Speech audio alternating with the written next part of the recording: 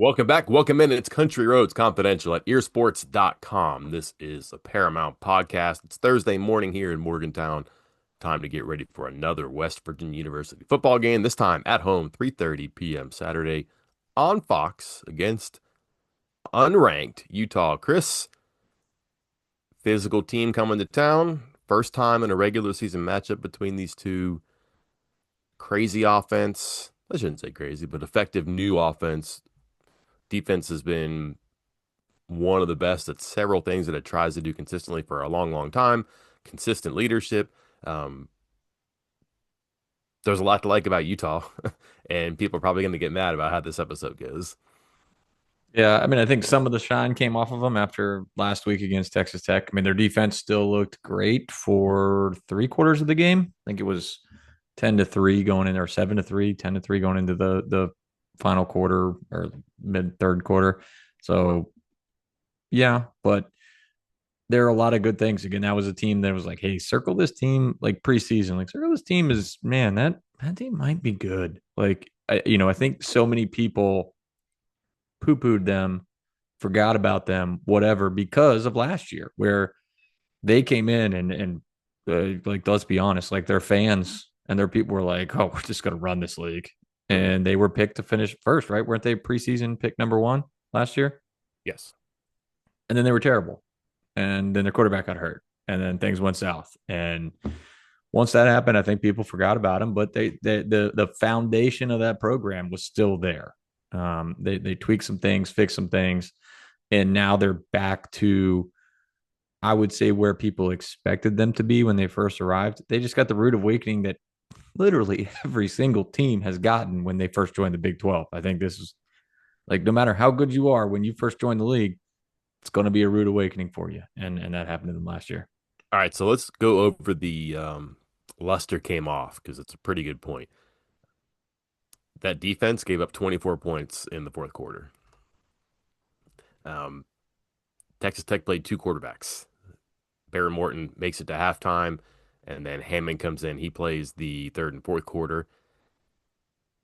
That vaunted defense gave up 173 yards rushing to Texas Tech, 311 yards passing. Do the math in my head. That's 484 yards of offense, Chris.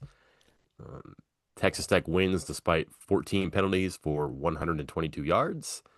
Texas Tech wins. I actually had the possession there, but turned it over twice, four times for Utah. That's bad. I guess the other thing too is that we'll talk about Utah and how they're running the ball and what they're doing with so many parts from New Mexico last year. But Devin Dampier threw 38 passes and they ran for 101 yards.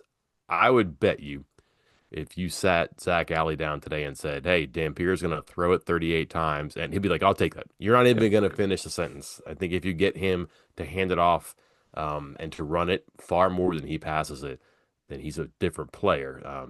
That would be if you can get them into that situation. Which here's what I understand, unless they just got out of control in a hurry, but like were they one dimensional the whole game?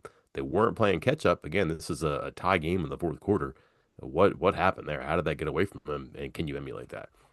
Yeah, I'm eager to talk about Dampier. I'm eager to talk about that game. Again, I think that might be, you always look at the games where, say, a team does well or does poorly, and you use that as your example. I mean, coaches do it too. They say, "Whoa, how did Texas Tech do what they did? How did they get to 24 points?" And I bet Rich Rodriguez, when he's trying to game plan or think of ideas for his offense, he's going back and looking at that fourth quarter of that game and being like, what did Texas Tech do so well to finally break through and score right there? So yeah, eager to talk about that.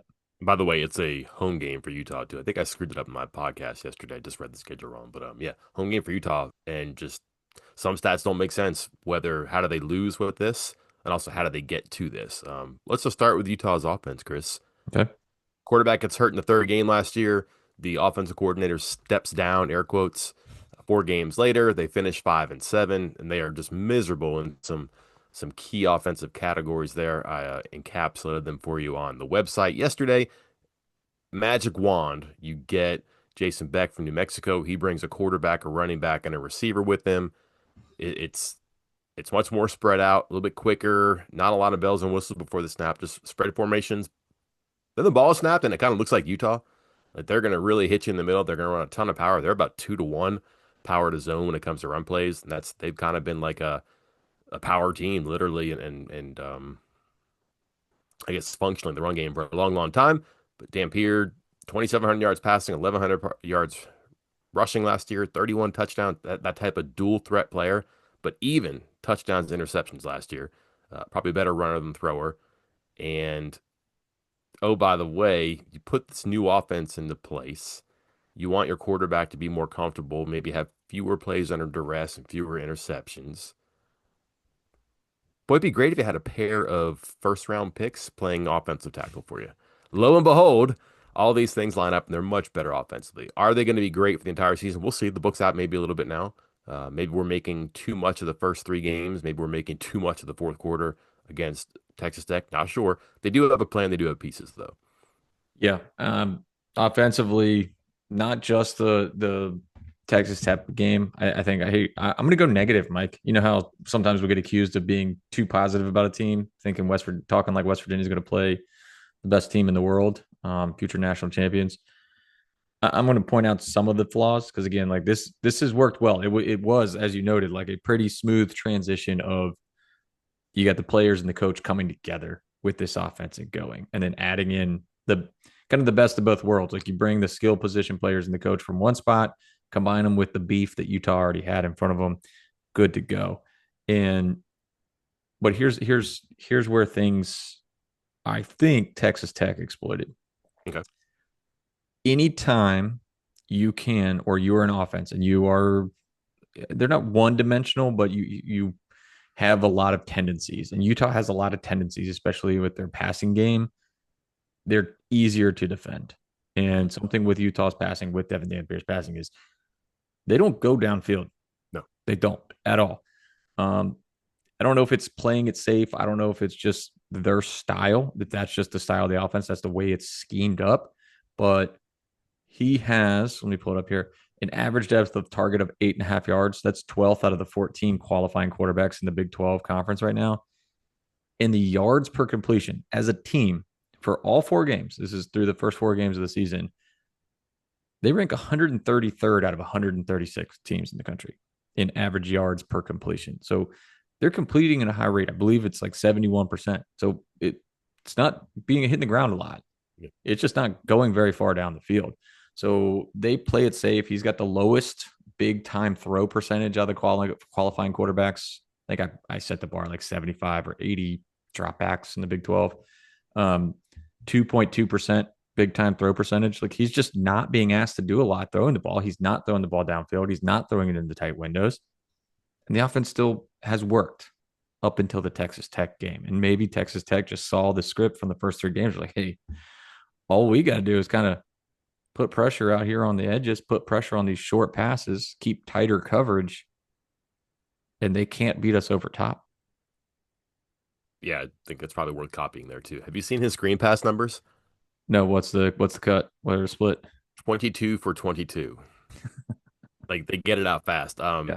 There's different things about him that are really good to look at, and I say that he probably shouldn't pass it 38 times. He passed it 41 times the week before against Wyoming. They won by like 25 points. There are a couple of other games in the past where he is throwing it 40, 53, 44, 42 times.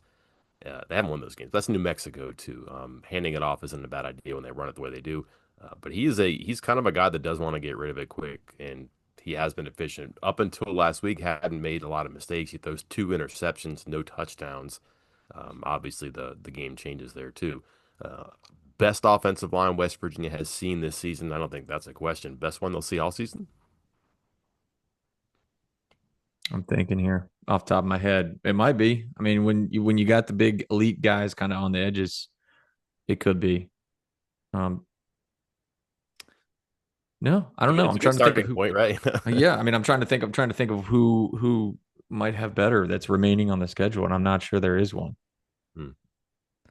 No, When he's kept clean, again, they're very good in pass protection, and that's just because their tackles are good and they have a good plan. Like you can help a lot on the inside if your tackles are going to be fine outside. So you see a lot of interior blocking from the running back in the passing game, sometimes 1 or 2 tight ends, and they'll just kind of sweep back in the middle.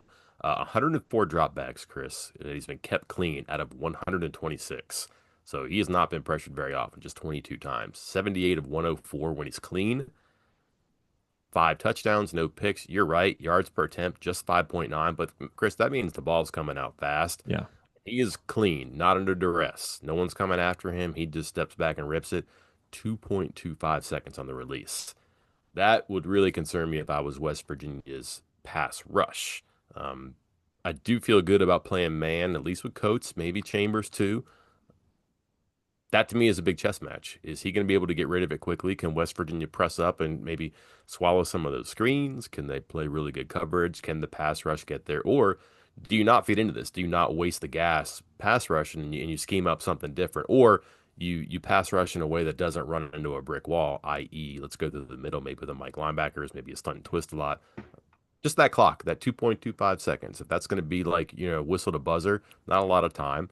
How does West Virginia make up ground there? I think they can. We've seen it before, but how do they do that? And what you said 22 hurries, right? This is like Just 22. for people that are listening and or watching this, like just imagine the data that we're giving you, that Mike just gave you some stuff I'm about to tell you right now. You could probably picture in your mind exactly what Utah does on offense without ever watching them in real life. Because you mentioned 22 hurries so far through 4 games. 15 of those came against Texas Tech. Yeah. But here's the thing, only 7 of those are credited to blockers, which means that, and for those that don't know, like PFF and scouts, they credit some pressure, some hurries on the quarterback himself, meaning that the reason he was hurried was because the quarterback didn't make the right decision, didn't make a decision in time, but everyone else did their job. Out of those 15 hurries, only 7 on the offensive line. That means the quarterback was responsible for more hurries on himself than everybody else on the team combined. Mm. So if I'm doing this and I'm scheming against this, I'm going tight coverage. I'm bringing not necessarily blitzes, but I'm coming after him hard because it seems to me, just based off of this information and what we saw against, because the only game that I have watched of Utah was that Texas Tech game. I didn't see the blowout of UCLA, even though I know a lot of people enjoyed that. But I saw this Texas Tech game and they brought the pressure, not necessarily with the blitz every time, but they got pressure on him. And I guess it's just like if he can't make the quick throws. So when you say, excuse me, not pressure on him, but pressure up on the receivers, if he can't make those quick throws, if he can't make the immediate first read, I think he struggles. Yeah. Chris, 29 dropbacks under pressure, 22 passes. So 7 times he's been pressured. 4 times he scrambled, 3 times he sacked. As many turnover worthy plays as big time throws when he's under pressure. Trouble though, when you blitz him, he's like 80% completion Yeah. percentage and actually has his highest yards per attempt and most touchdowns there. So even when you blitz him, he's good. You can pressure him, make him maybe make some mistakes, but when he's blitzed, and that's been 41 times out of 138 passes, he's been good so far there too. What do you make of their running game and who they're Well, I got one incorporating? more on the thing you were just talking about, related to what you're very much related to what you're just talking about. Because I think part of the reason some of the time where they're getting where he's getting these big passes, some of that has to do with this what's called a pressure to sack percentage. It's like how often you are actually sacked when you get pressured, and that's kind of, just to put it in layman's terms, like the escapability. Like if you get pressured 10 times but you only get sacked once, that means your sack percentage is 10%. So you are escaping the pass rush, getting out, extending the play, and obviously once you start doing the scramble drill, you can hit it further downfield, you can get bigger plays, so on and so forth. um Jalen Daniels was one of the best. We saw how much trouble West Virginia had with him. No sacks, right? 0 in that game. 7.5% of the time that Jalen Daniels is pressured, he is sacked. Just for comparison purposes, currently injured Nico Marchio, worst in the entire Big 12 on pressure to sack percentage out of the qualifying quarterbacks. Again, 28.6% of the time. So basically 1 in 3 times that he gets pressured, he gets sacked. Dampier, much closer to Daniels than he is Marchio. He's at 10%. So West Virginia, if they're going to get pressure on him, they better be able to wrap up. They better be under control, which again goes to your point. I think sometimes when you're blitzing, you're a little more out of control. You're coming from weird angles, all this stuff, and he's getting out of it. He's avoiding it, and then he's hitting the deeper passes and finding a lot of success against the blitz. Yeah, 7 quarterbacks in the FBS with 700 50 yards passing, 200 yards rushing. He can do both. But man, I just, you know what? I'm looking at the pass splits and how many times he's thrown it before. I don't think they're afraid to put it in his hands. I just look at 38 passes last week, only eight in the fourth quarter. And again, that game was close until it wasn't. It's not like they were playing catch up there. And I wonder not if there's a Dampier formula out there, but did they do something at that running game? Because we get to this, if you look at what they've done offensively, Chris, they don't make big plays. They just get first downs, they convert third downs, they eat possession, which that might actually be to West Virginia's advantage given the state of the offense right now. Low scoring game, not a ton of possessions. You're not racing back and forth from goal line to goal line or from sideline to the field and vice versa there. They just haven't been dynamic running the ball. They do have players that will be active. They brought a running back who had about 350 yards rushing at New Mexico. Dampier's number two on the team in carries. Just not a lot of big plays through the air. As you mentioned, they don't go deep. They don't spread it out. But they just don't pop in the run game, too. I feel like there is a way to sit on their offense, especially if you're bringing down the roof because you're not worried about anything going over top of you. And that might No, explain why the running game has been just kind of average. A lot of yards, but nothing truly explosive and really frightening for you. yeah, we won't flip the script yet, but real quick side question for you: should should Rich Rodriguez steal that playbook and run that with Jalen Henderson for the quarterback? Hey, because since Jalen Henderson has not completed a pass further than 10 yards down the field yet, and just have him throw short passes like Devin Dampier and run Drop the and ball rip. more. Yeah, just drop and rip. Yeah, on the running backs, I was looking at their official game notes. They have had a different starter every single game. Now, Parker started two of them, but he started the first one, then Snowden, then Rogers, then back to Parker. Now, is that total snaps? That's first snap of the game, but they've had four different or three different guys out there for four different games, changing every single game. Looking at some of the kind of big picture stuff, team wide stuff, they like to go outside. Like it is two, almost 3 to 1 runs outside of tackle or further. So outside tackle, outside end, jet sweeps. They run a few of those to each side. That split is 112 outside tackle to 47 between the tackles. So West Virginia better be ready to go side to side on this and be ready to tackle in space with Utah's running backs and receivers and quarterback. All these runs, and if you do like a search for 10, 20, 30, 40, 50-yard plays, it kind of gets a little bit, I'm not grading a team at how many 40 and 50-yard plays they have, especially this early in the season. But 10, 20, and 30, that's reasonable. You're not going to find them. I think 38 is their highest ranking, and that's in 10-yard plays, which is probably characteristic. They might get you on a 10 or 12-yard run, but it's very rarely going to pop into 30, 40 yards. You might get into 20, but can West Virginia keep the lid on things? I think that's again just a great question here. What can they do? How do they make that happen? And yeah, to your point on a lot of their stuff outside. Now you're thinking, while they're stretching it outside, they're using their tackles. Now they pull a bunch. And again, power plays about 2 to 1 of their gap plays. So far, so good in that scheme. They're not gonna give you a whole bunch of deception like Kansas, for example. You might see stuff where it's they'll maybe mobile oriented stuff when it comes to Dampier, but not crazy throwback stuff like they got the long touchdown pass with. They do some stuff that is going to draw your attention. They'll go unbalanced. They'll put extra offensive linemen in. They'll pass out of that.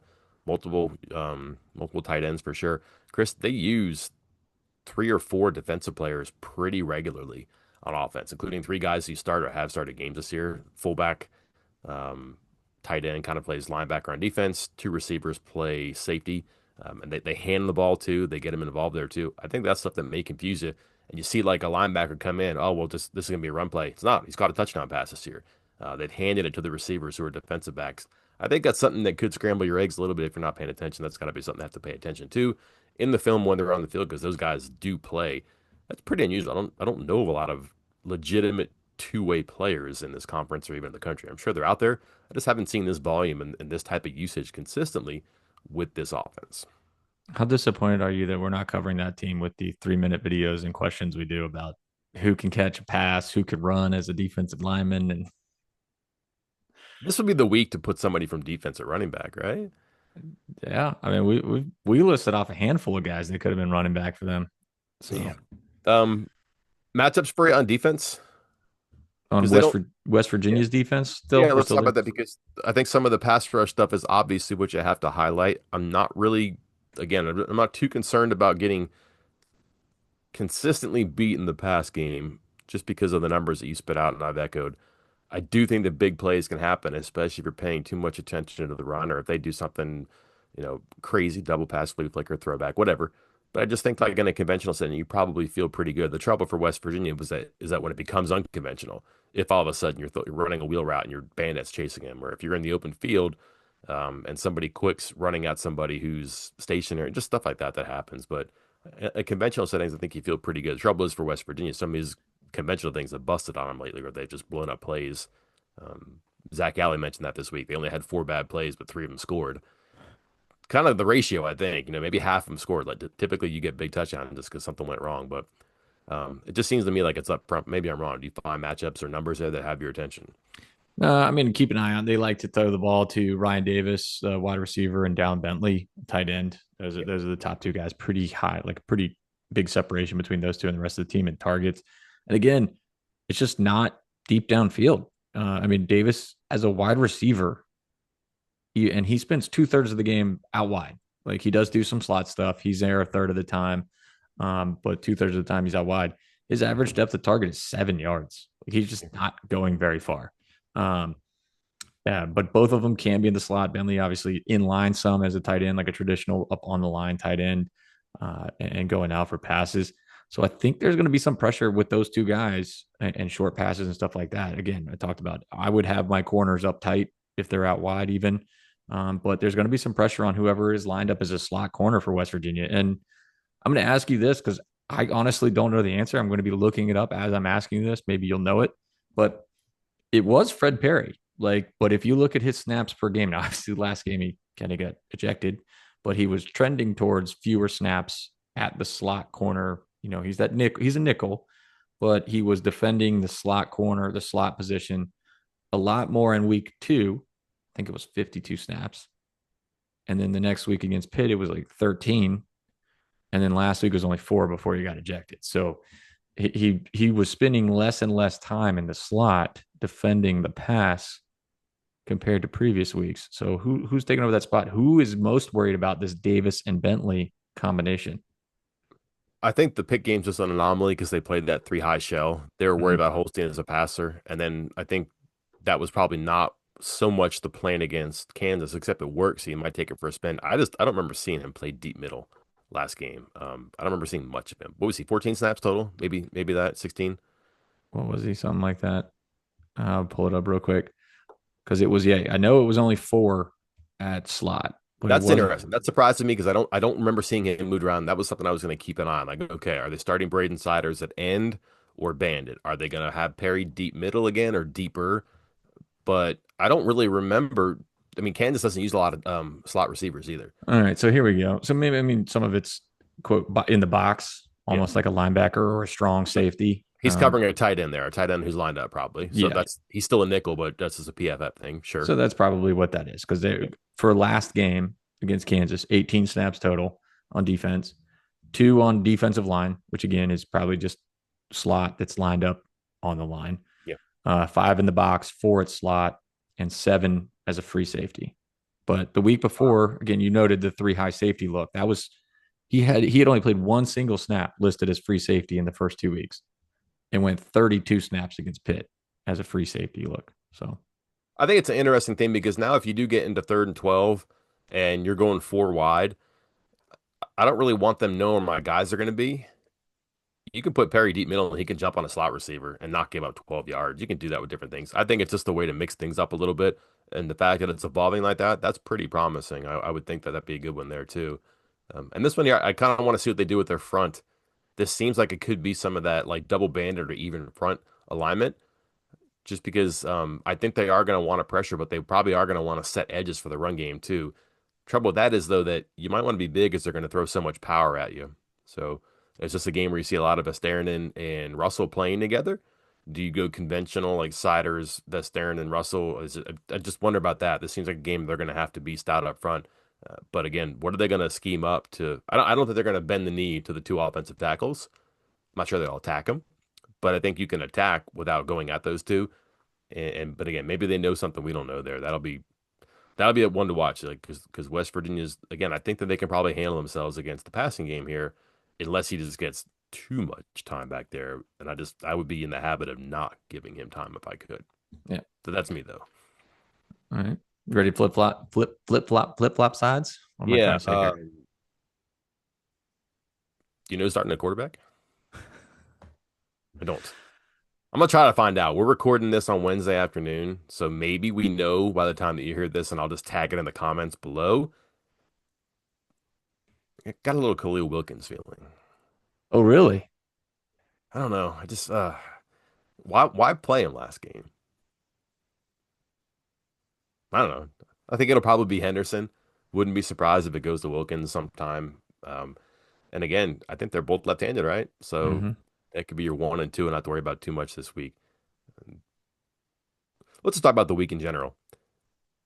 Pretty sour compared to a week before where they're coming off that uber high but against the Pitt game. And that, I mean, college football is crazy, fickle as it were, but just a whiplash of emotion here. It went from got this thing back on track, beat Pitt on our way to 7 wins to we don't have anybody who's healthy. Crazy how fast that was. Yeah. And in the quarterback situation, maybe the answer's there. Maybe it's done. Conversation's done. Offensive line looked better. Kept trying to tell people it didn't really, but it's back where everything's back where it was. Yeah, I mean it's expected. We talked about it. People, how many more games? Less than one. It could take less than one game for everybody to turn their back again. So here we are. People get mad at us when we answer that question that way. Like, oh, you think it'll be okay? I don't know, maybe. Um, some of the numbers here, I forget who it was, but they popped out the bring the receipts about PFF. I looked into that and I'm thinking, all right, it's probably going to be difficult to move the ball or to protect your passer, to move the ball on the ground with all these running backs, to protect your passer who's new if you're playing down two or three offensive linemen. I think it's a big deal to have a new center. That's just me. There's a continuity element there. However, man, Crawford and Makani whew, um, offensive guards who played 40 snaps, there's 389 in the country. Um, Makani is 388 in PFF grade. There are 380 tackles who have played 40 snaps. Crawford is 275. I'm not sure how hard it is to replace that, Chris. Like, I kind of fall into the whole, well, you went through camp, you made it through training camp in the preseason, you were the starter, you get a bit of a runway, and then you kind of get to a point where like, man, you're taking a big step back if you make a change now. Like you were established enough, you had the spot, you held on to the spot. Reasonable competition you would imagine if you actually emerged with the crown. But boy, to have those numbers and to have just some of the visuals that we've seen, never mind what the grades say, like we have eyes. I'm not sure that's too hard to replace. I don't feel as bad about that as I think you might normally. Oh my gosh, three new offensive linemen. Well, maybe two of them are due. I mean, I'm ready to go all over the place with this because again, it's like, oh, an injury to the two guys that were likely being replaced on the offensive line. Okay. Was that Um, air quotes? that was air quote. Oh, sorry, no, Okay. I didn't air quote anything. They Okay. said injuries. I say injuries. Sure. Yeah. That's what they said. Um, but what caught me off guard, not off guard, but was like, wait a second, did a double take, and I think somebody else pointed it on the board too, was early in Rich Rodriguez obviously was asked about this early, the offensive line. Like, hey, we thought about making changes here? Like it's been so bad. And he said essentially, I believe the quote was not close. Like their backups are not close to as good as these five guys, which is something we've talked about. Like, hey, they're not purposefully playing the wrong guys. Like they're playing these five guys because they believe these five guys are definitively better than anything behind them, and they haven't deviated from that because they believe that. Now, it's one of two things is true: either the backups truly are that bad, or the evaluation is bad. Don't know. We won't know. Maybe we'll find out this weekend if there are new guys out there and they look better. But he says that the next guys aren't close. Then circles around later and says there's a couple guys we think are close physically and ready on the offensive line. Um, I have a feeling if you had a coffee with Rich Rodriguez Tuesday at like 11 and you slipped some true serum in that coffee, that would have been a very different press conference. Yes. Not calling him a liar. I'm just saying that you can only be so honest about so many things on on that stage on that day with all those things swirling around you. So if there was some creativity in his responses or if he lost track of the thread every so often, um, yeah, that's I'm not bold. I'm not holding that against him here. The No, and question, I think I said something about it sure. like early on when he was like some of his early comments about the offensive line were like, "Oh, this is bad," and then he got wind of the media, us, and fans saying, "Oh my God, the offensive line sucks." Like preseason, oh my God, the fans, oh my God, offensive line, and then Rich Rodriguez had the press conference where he's like, took offense to the fact that people thought that, then started defending him. Was he lying during that part? Probably, but that's his job as a coach. He can't go out there and be like, yeah, you know what? It's just a bad position. We just don't have the talent there.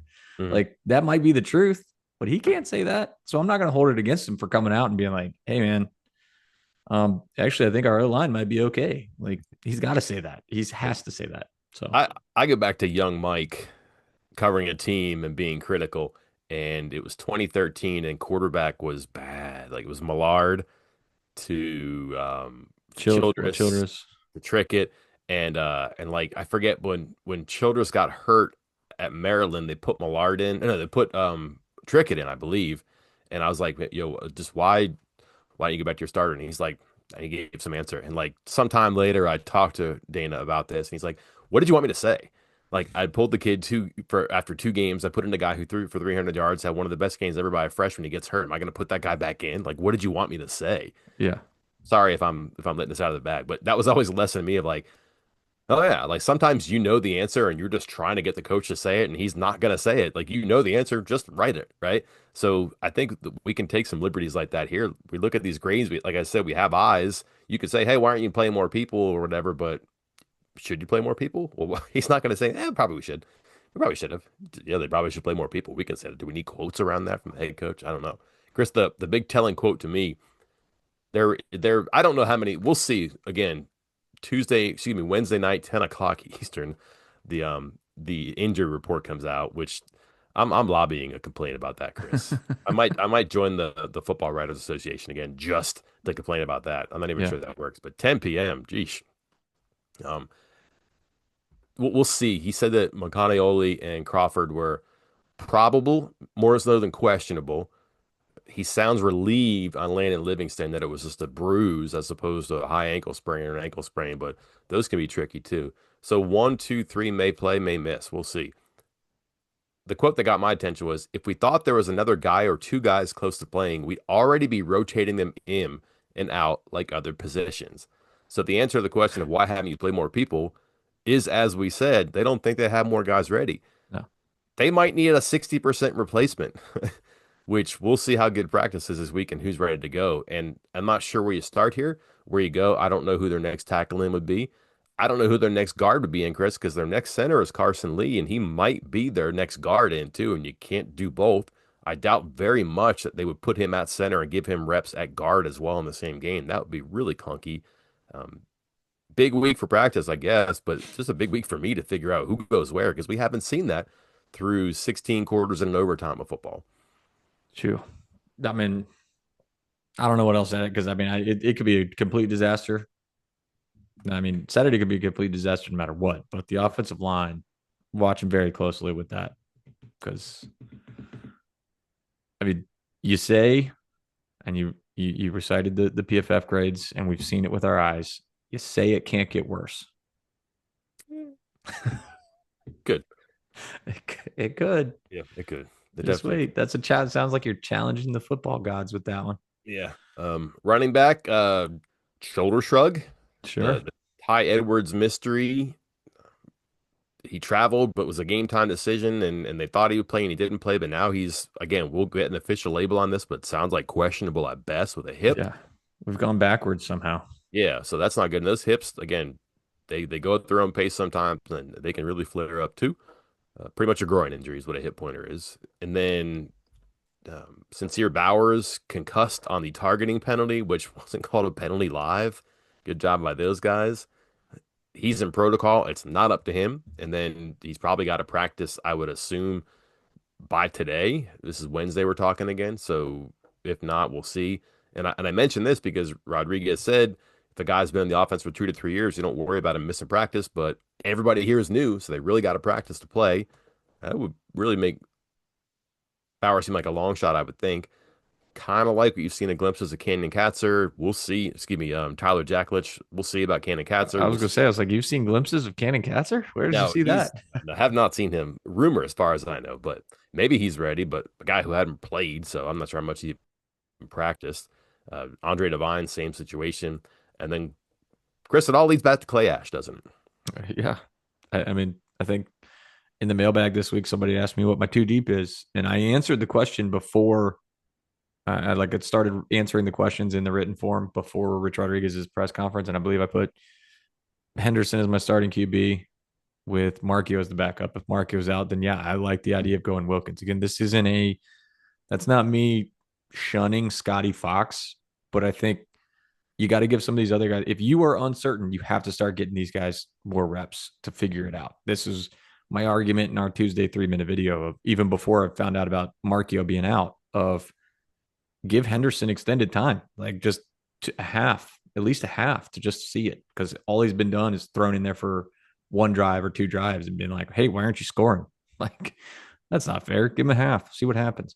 Running back, I was like, well, Ty Edwards if he's healthy, but he might be out. And Dior Hubbard, who might have been a myth until he got a couple snaps at the end. And then Clay Ash is my third down back. I think you're right. Like we're back to who knows what right now. I forgot to mention Hubbard completely. That's Did what's you do happened to me. that? Did you do that on purpose? No, that's what's happened to me too. And again, he gets in for one drive with like a minute 50 left. So I'm not ready to say he's out of the doghouse or off the porch or anything like that. I just think he's back that far. And I wonder. I mean, he got to play him, I guess, but they've been saying that for a long time. Chris, I've seen the Clay Ash discourse online. I've wondered, all right, what's the deal? Why are people uh, so attuned to his statistics? I mentioned he led the team in yards after catch. True, right? But people are like, this guy's not good. He's struggling. Doesn't have any pop, nothing dynamic. I'm like, oh, okay. 212 running backs, Chris, in the country have 25 or more carries, including the sophomore from Virginia by way of IMG Academy. He is 211th in yards per carry, 2.6. Grade of the curve. The offensive line hasn't been great. Not breaking tackles, just hasn't been very dynamic here.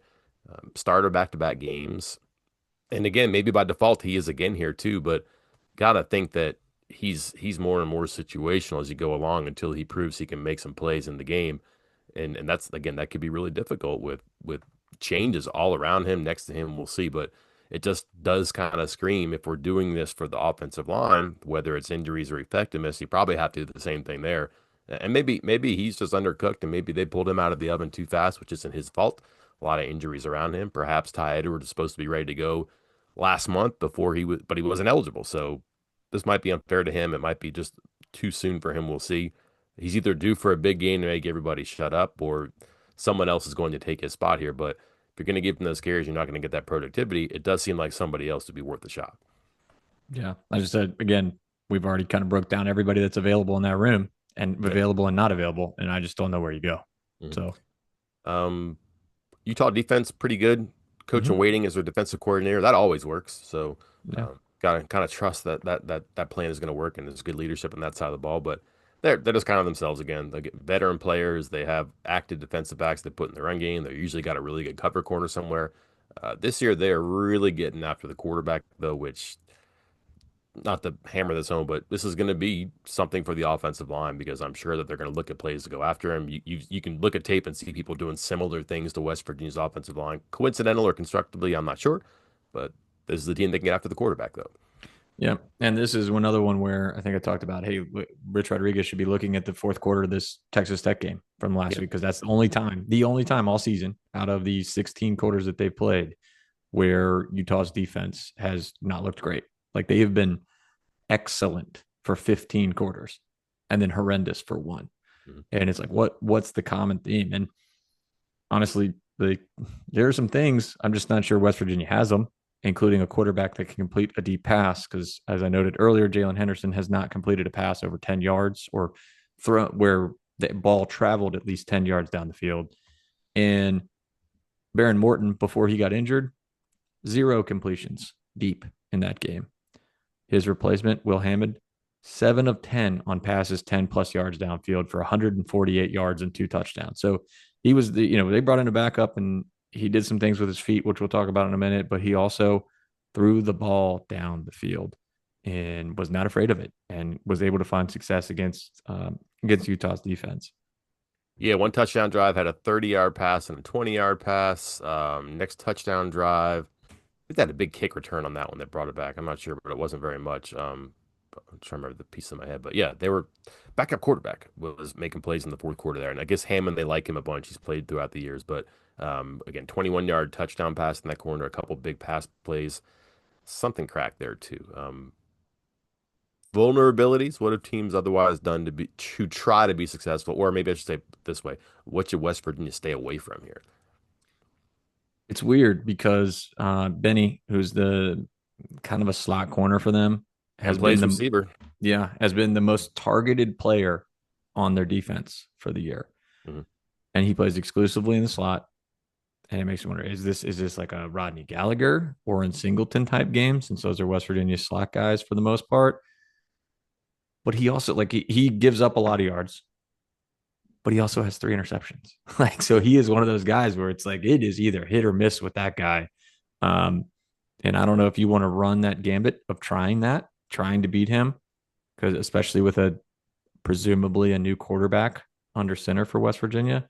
Mhm. So that's a guy that I would circle, like just be like, man, there are ways you can target him and get some big gains, but just know he might also turn to flip the script on you. Hey, where does John Henry Daly rank for pressures in the Big 12? He's got 6 sacks in the first 4 games. That's the most in 20 years at Utah. And again, good football. Um, I guess since 2005, so it'd be 21 years. So that's the entire Whittingham era. But 6 sacks, he's got 20 pressures and 13 run stops.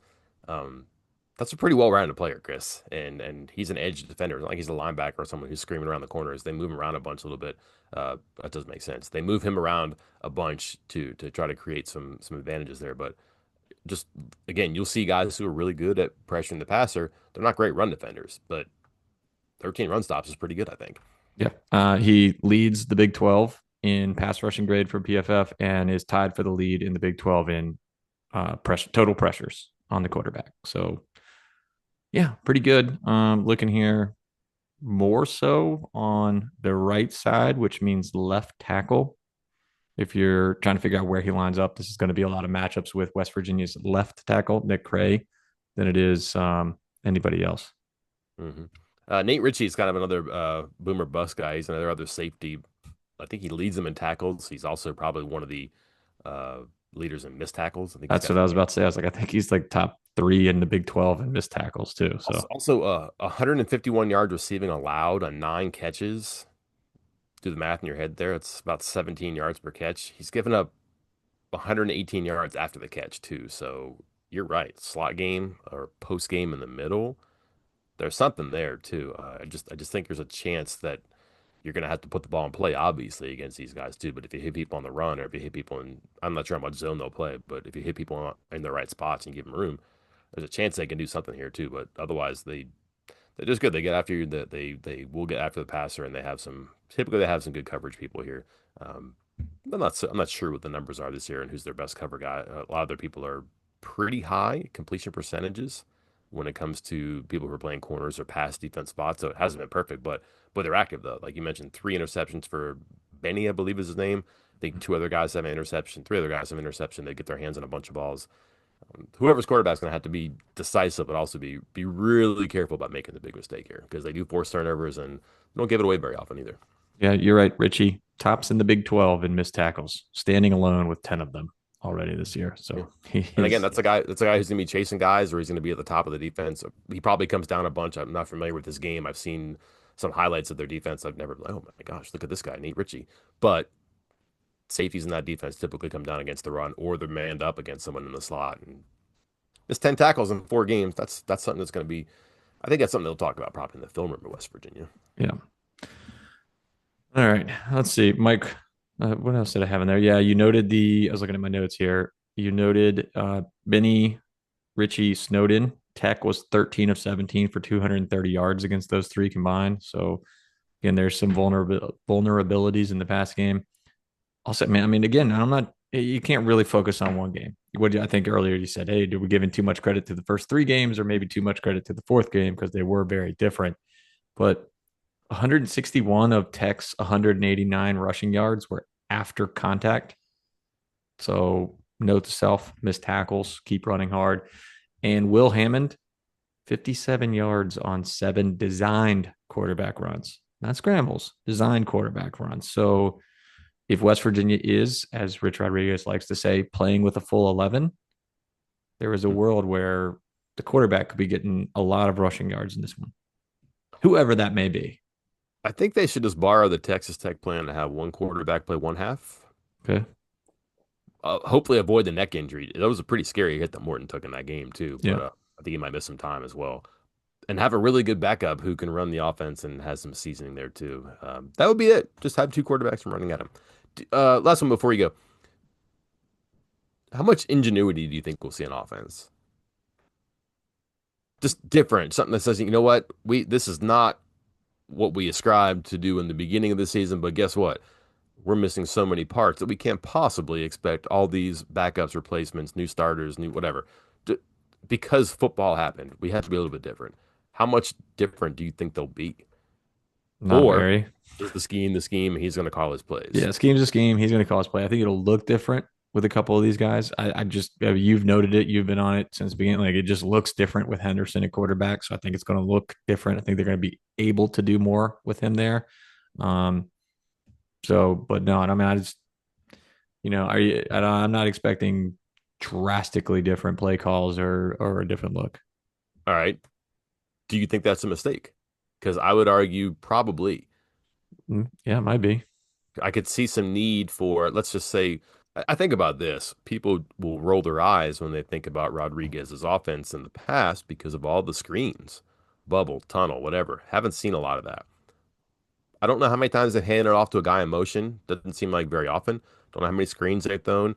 And then just unconventional things, which are they comfortable doing it? Have they ever repped it? But do you snap it to your running back and he hands it to your quarterback and your quarterback's a live runner who can throw it? Just stuff like that. I wonder if you can. I'm not saying do that. I'm just saying there are ways you could excite and liberate the offense just by being a little bit different without getting too far outside the lines with how you're trying to color down the field here. But I just think that if you did the same, you're in danger of aligning yourself to the same results with lesser capabilities on the field. I'm trying to be careful of saying don't stink, But that's the Razor's edge here to me is how much different can they be? How much different should they be? I don't know. Which kind of leads to this, Chris, as we prepare for a 3:30 kickoff. We're talking 7. Maybe we're talking after the game is over this time. We had quite a streak of talking during the game. Um, who, what is the discussion about as we figure out what happened at Milan Puskar Stadium? Um, Youth movement, I think, is what we're talking about. I think you're going to see a couple changes. Again, some will come naturally, some will come because of injuries. But I think you're going to see some more younger guys get on the field this weekend. And good or bad, whatever the result of the game is, I think that's going to be a big discussion moving forward. I like again, we've talked about it before. Like some of these people that are listening, and I'm including myself in here, like you play this Madden or you play other video games, and you, oh man, I'm going to play that rookie because he's got high potential, and I'll just suck this year and don't worry about it till next year. That's not how it works in real life. Not with football, at least. It's not that easy, especially in college football. But I do think you're going to see some more youth get on the field this week. And that's going to prompt a lot of discussion after the game about who and what other changes might need to be made. Because again, it's either the team's going, because again, I'd like to do that. Either way, it's going to be talked about because if West Virginia wins with some of these new guys that get on the field, then it's going to be like, well, who else is a backup that can help make this team better that we don't know about yet? Mm. Or if they stink, then it's all right. Season's going down the pooper. Let's get some other guys in there and get them ready for next season. So I think one way or another, you and I are going to be talking about youth movement for West Virginia University football in large part because that's what the people want, Mike, and I am nothing but a man of the people. Yeah. Okay. I have very different feelings about this game. I have a feeling it could go into the fourth quarter just because I think there's something in West Virginia's defense. I think they can dream up the offense, and I know we waxed about the offense for Utah, but I still have that last game in my head. And again, Texas Tech can buy a lot of players. You can't buy a reputation for defense. That's earned. Are they going to earn it? Maybe, but it's still Texas Tech shutting down Utah's offense. That's hard for me to figure out, especially on the road. Now Utah comes on the road, and this could be a late game. And if it is, or if it isn't, I think it's going to go back to the first quarter. West Virginia's been bad in the first quarter. Don't have to tell you the numbers there, but I could. But Utah's stingy in the first quarter. Except Texas Tech scored a touchdown in the first drive. That is 7 of the 10 points that Utah has allowed in the first quarter in 4 games.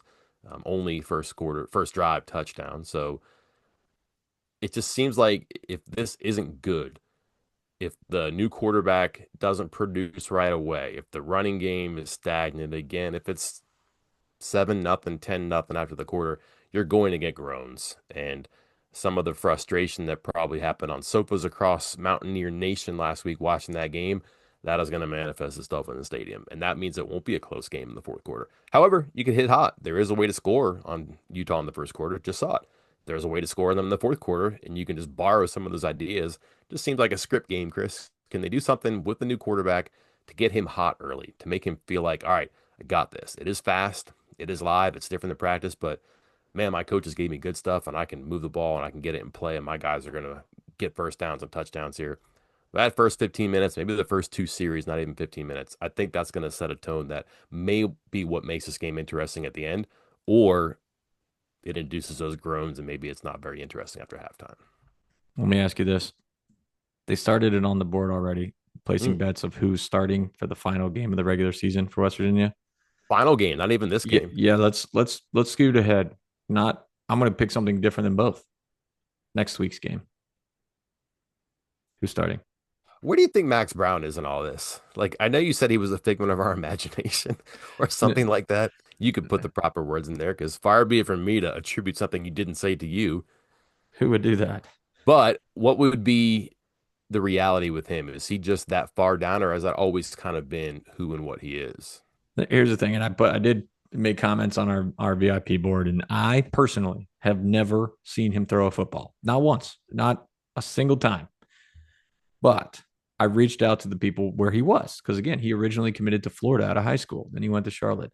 Talked to several of our analysts here at 24/7 Sports. Talked to our Florida guys, and it was essentially, "Hey man, missed on like 13 quarterbacks and just needed an arm for practice," and that was the guy that we went for.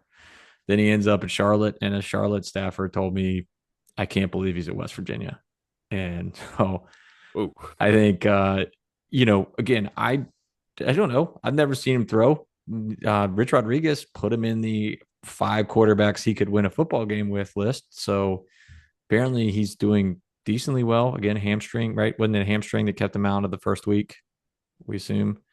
all Um, but I'm not expecting him to be the savior for this football program. right. So next week's starter, Yeah, yeah, yeah. I'm gonna So say is essentially, like whatever happens this weekend, good, bad, indifferent, you can decide that, or just it I think doesn't it's gonna matter. be whoever starts this game. Okay. Now, who starts this game? I'm not going there. That wasn't the question, right? But I just think like you got to give him some runway because let's tell some stories here, Chris. I woke up Tuesday morning.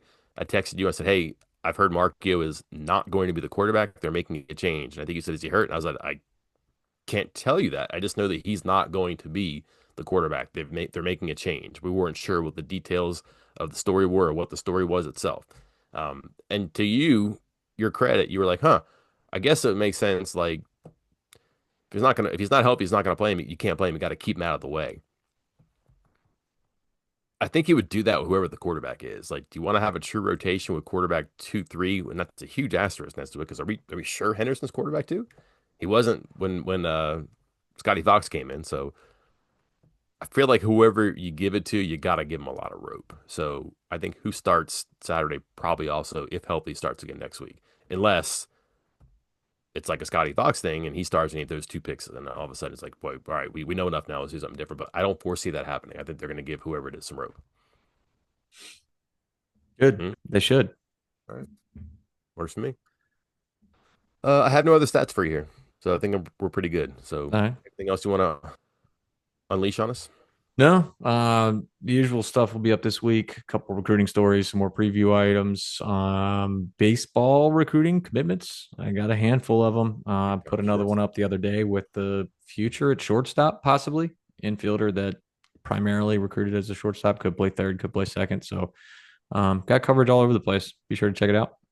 Bring your own cooler to the fall game on Saturday too. That's right. They said so, not me. Yep. Until then, I'm Mike Casaza. And I'm Chris Anderson. We will talk to you next time.